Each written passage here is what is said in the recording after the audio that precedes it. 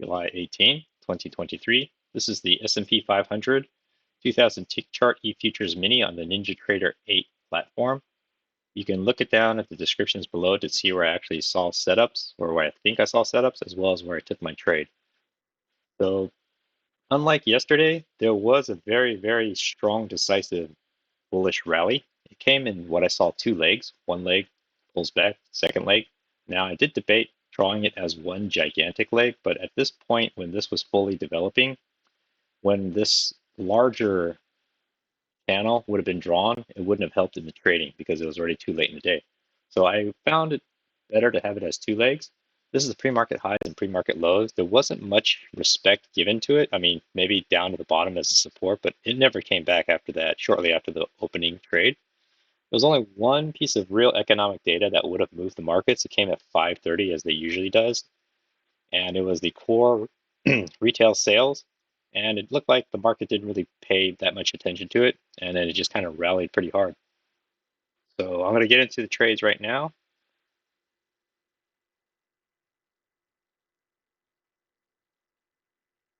So in the pre-market, you do just see, I drew this as the high and low of the pre-market highs and lows, and it looked like it was respecting it early on. But afterwards, they started a slow rally. And at first I had this channel being drawn and I saw this as a new low. Technically there's a new low here, but it resets itself pretty much when it makes a double bottom here. And I saw as a new low, first entry short here, made a second entry short here. Now the second entry short, it formed above the EMA, which I like, but didn't quite touch the EMA, which is, in this case, probably okay. But I wasn't too sure about if it was a failed second entry short, because right now you technically have a full second entry short, but it looked very bullish. And you don't want to take a second entry short shorting when it's above the EMA, especially when it looks like it's trending upwards. And it did have one touch, two touch, three touch. So it has that going for it.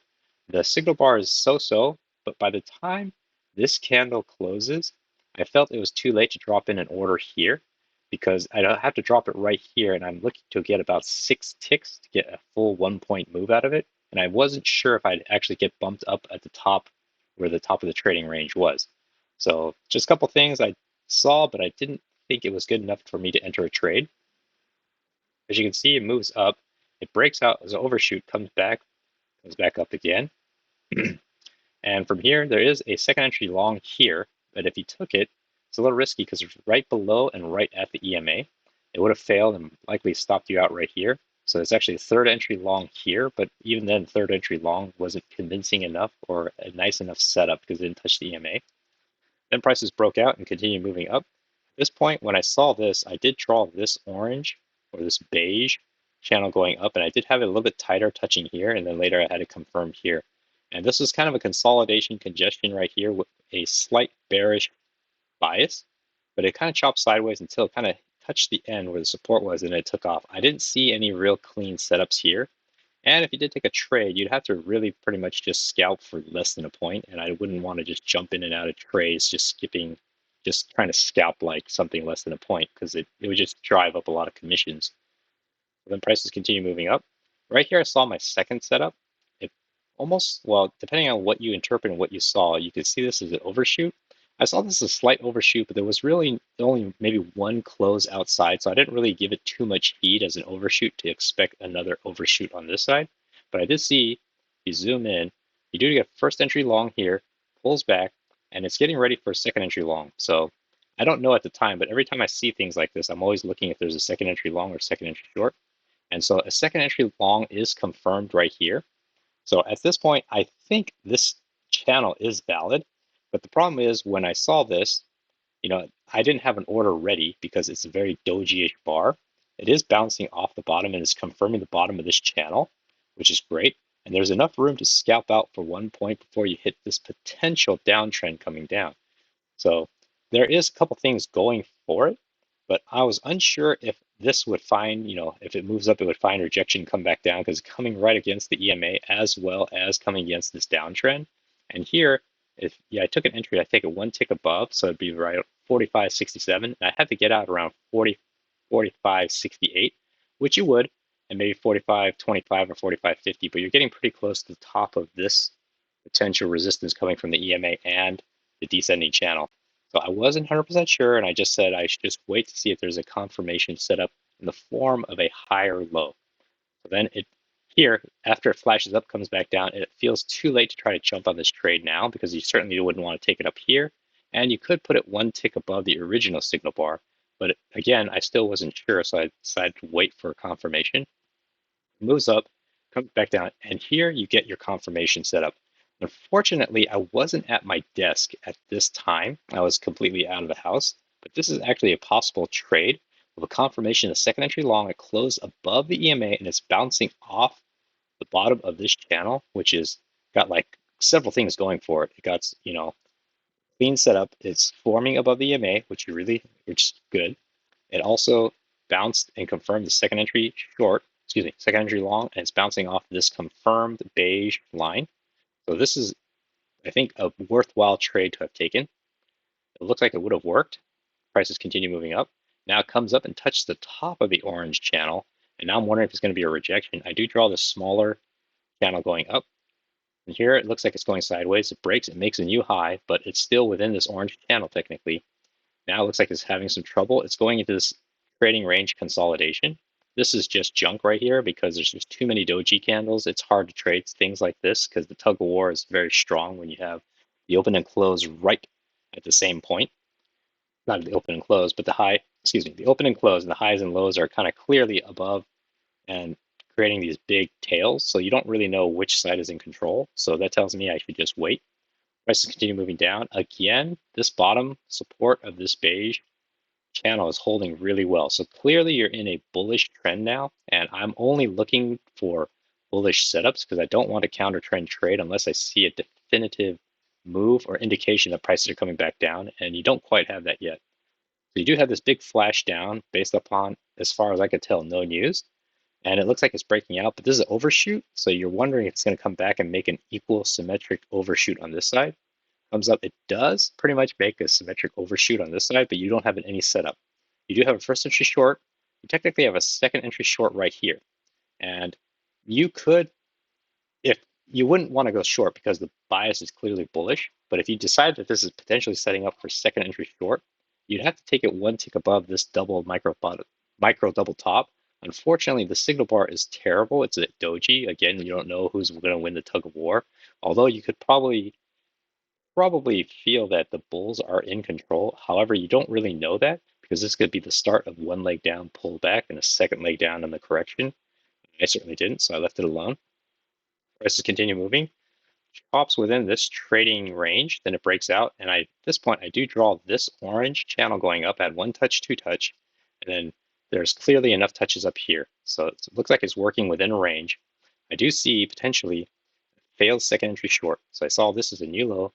First entry short when it breaks down here, pulls back, it creates a second entry short and a failure. So it's a failed second entry short right here. And I thought it is bouncing off the EMA, this guy right here. And the EMA, for the most part, you could tell it's pretty much flattening out. So it is kind of trending back up. But at this point in time, you're thinking it's probably going up, but you don't know definitively that it is. It is flattening out. So I did see that. And I did like the confirmation of the ascending channel, but there are already two legs made after this break. So this came down. So this is the big channel, came out, broke, made one push up, pulls back, made a second push up. So it made two clear legs up. I wasn't 100% sure if you would actually come back down now. So when you see this, it's unclear that you also have another leg down, pulls up. And now I'm questioning if there's going to be a second leg down here. Now you're going to have to, I guess, judge between the strength of this ascending channel support as well as price action creating the second leg down. So there's a little confusion there, certainly not clear for me. So I decided I should wait for a confirmation setup if I want to go long in terms of a higher low. So you do get a second entry long here. So I see this as a new high, first entry long, pulls back. This is a pretty good signal bar. Second entry long is confirmed here. But unfortunately, even though the signal bar is great, you don't seem to have enough, well, it's not that you don't seem, you clearly do not have enough room if you took it one tick higher here to potentially scalp out through here because you'd have to push past this proven resistance that's been tested twice. And in this time, you'd have to put your entry right here. It's a little aggressive because you don't know if you're going to get another third rejection here. Here, it looked like it flashed up and came back down. So it closed below this resistance. And that's telling me, okay, if I want to enter the trade now, it's a little sketchy because you'd want to enter where the original signal bar is, which is here and one tick above. But as you saw, after the signal bar was triggered, or the trade was triggered, it didn't have enough power to close above this resistance. So it gives you pause. But then this setup forms. There's a new low, first entry short. It's technically a second entry short, but there's also a higher low of this second entry long. So the thing is, the EMA is holding. You have two key entry points because you have two setups, right? First entry long, second entry long. And then technically you have a second entry long failure right here, but you also have a new low, first entry short, second entry short, and a second entry short failure here. But then you could consider it a higher low. So I thought this would have been a risky trade, a riskier trade to have taken, but it is, I think, a trade that's there. If only this had come down and touched the EMA, because then you would have a third confirmation or a third key entry point, which should be based upon the support of this ascending channel as well as this EMA. Unfortunately, when the next candle flashes up, it's too late to try to enter this trade now. It just kind of leaves without you, and it's creating another micro bubble top. So it clearly is testing this resistance, and that just gives me indication that I should just wait. But this trade here, in hindsight, I think it might have been worthwhile to take, just is a little more riskier, but I don't feel too bad not taking it because there will be other trades, hopefully that set up a little more clearly. If this had closed bullish, like not in the red, then I think it would have put more, I guess, convinced me more to take the trade, but this is a little more iffy. Prices then move up. It's still staying within this yellow channel. Now it breaks out, there's an overshoot, and it continues. Now this is a very clear overshoot, and I draw this smaller overlapping ascending channel. This overshoot, I'm questioning whether it's going to come back into this yellow channel and break out to the other side, or if it's going to respect this smaller blue channel and keep going. So at this point, it looks like it's respecting the blue channel, and it is a bigger overshoot, or if you look at a higher time frame, it is not a bigger overshoot per se, but it is a more definitive overshoot. Now it's coming back through. You have a first entry long here. And I do see a potential for a second entry long setting up. Now, second entry long, when I saw this, I actually thought, okay, well, it's below the EMA, so I don't really like that. And it just came down from an overshoot. Now, when an overshoot like this happens, you have to be very careful taking a second entry if it's inside where the original channel or where the original prices were in the channel, because in here it's kind of noisy. So if you take a second entry long here, you have to keep in mind that the price action wants to go back to the other side. And since it's bouncing off of here, you're basing the strength upon, you're kind of debating which one's going to be stronger, the strength of the overshoot to cause the fade, or if the second entry is going to be strong enough to come back up, which should be bouncing off this proven ascending channel. So I thought, in my mind, this is probably maybe a trade that could be taken, but I wasn't sure. I didn't want to get burned. And I've been so patient throughout the whole day. It's already like 11:43 Pacific Standard. I knew there's only about an hour left of trading. And I didn't want to just force a trade at this point and end up with a loss. So here it looked like the bulls did win out. You would have gotten filled and you would have likely made your scalp. It comes back, tests the top again, and it's coming back down. I see this as a break. It made one push up, then it made a second push up, and it didn't quite make the extreme. However, you could also see it as one big leg coming down. So break, comes down, support is holding, pushes up, and here it looks like the ascending channel is holding again. I just didn't like the looks of this higher low at the time, but I saw as like a first entry long here, second entry long, pulls back, and it makes a higher low. So when this candle flashed up like this and closed very bullish green, I changed my perception of the market. I said, okay, actually, this is actually holding. Even though this is an overshoot, potentially this is actually part of this larger channel here. And there was really no overshoot. So I actually tried to enter this trade, but I missed it because I didn't take it on the original setup of the higher low. So I actually set my order one tick above this original signal bar right here. And as you can see, this next candle never comes back to pick me up. It just kind of leaves without me and continues bullish up. So that's unfortunate. If you did place your entry one tick above this trigger bar, you're running a higher risk because you are running into potentially the top of this trading range. So that's why I placed it down here. And unfortunately, the trade left without me. And as soon as it made this candle and made a double top, I canceled my trade potential because I just didn't want it to come back down and then actually flush down further because the trade has already been made on my original entry. And since the trade left without me, I just have to let it go. The prices continue moving up. It almost touches the top of the other side. Trades, you have first entry long, second entry long. It's kind of far from the EMA. I'm not too happy about this doji, not doji, but this candle. Comes back down. And actually, I saw this. So I saw this as a one big leg down, first entry, one leg down, pulls up. This is the second entry. Now, when this candle formed, I actually entered this trade right here. Now, the reason being is clearly, and this is a little bit late in the day, so I do count this as a little bit riskier, but the entire day has been clearly bullish. It has been moving up. There's a slight consolidation pullback, and it's moved back up again. And whether the top of this channel is actually here, or where I originally had it in the earlier on down here, and you treat these as overshoots, what's clear is the support is holding. And so I thought, well, the support is clearly holding. This might not be an overshoot. This should still be within this larger channel with more of a bias on the lower tier. So I decided I want to take this trade.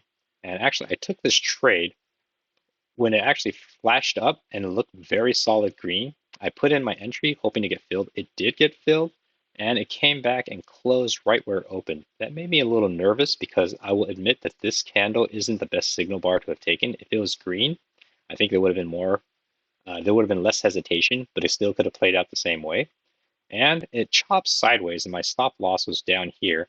And I was able to scalp out for a quick point here. And the other thing that was concerning was this is getting toward the last 30 minutes of the day. And I technically, well, I try not to make it a habit to trade during the last 30 minutes because there usually isn't that much time before the close. And the last, well, as you've seen every day, last 10 to 15 minutes of the day, it gets very volatile. There's a lot of price action, but it's also a lot of traders closing out their positions. So I didn't want to get chopped up in that mess. However, I did wait for the whole day and I decided this is a trade I just wanted to take. Now, that's not necessarily the best reason to take a trade, but it looked like at the time, this trade, it would have been, I thought it would have, the setup is kind of there. I admit it is riskier because I just wanted this candle to be more green. And I will admit that this trade was a little bit of a FOMO because I had been sitting pretty much the entire day till the last 30 minutes that I wanted to take a trade. And that's never a good reason to take a trade, just wanting to take a trade. But I admit I took it and it worked out for me. But in hindsight, I think it was a little bit riskier. If this was just a little more cleaner, it would have been a better trade. Then prices continue moving up, chops sideways, goes into this consolidation, and you can tell this is just the last 10 minutes. And look how many candles there are in the last 10 minutes. There's about probably 25 to 30 candles in the last 10 minutes. And on a minute chart, you'd only have 10 candles, where here you have like clearly like 25 to 30 candles. So then prices just kind of run into the close, and that's pretty much it. So it was a pretty interesting day. Unfortunately, these big legs up, I didn't find a good entry point to jump in. Now, I do know when, of course, you always know this in hindsight, when you do see that it was a clearly bullish pattern going up and respecting this trend line, you could have probably jumped in on a little bit more riskier trades. However, it's easy to say after the fact, but in real time, as this is developing, you really don't know what it's going to do. It just looks like this as it's unfolding in front of you. And as this comes out, you do see these confirmations at the bottom, but you have no idea that it's actually going to do all this all the way up. So the way I saw it, it was probably more price action than yesterday, definitely. And the setups weren't as many, well, as many as I thought there could have been, unfortunately. So hopefully that was helpful.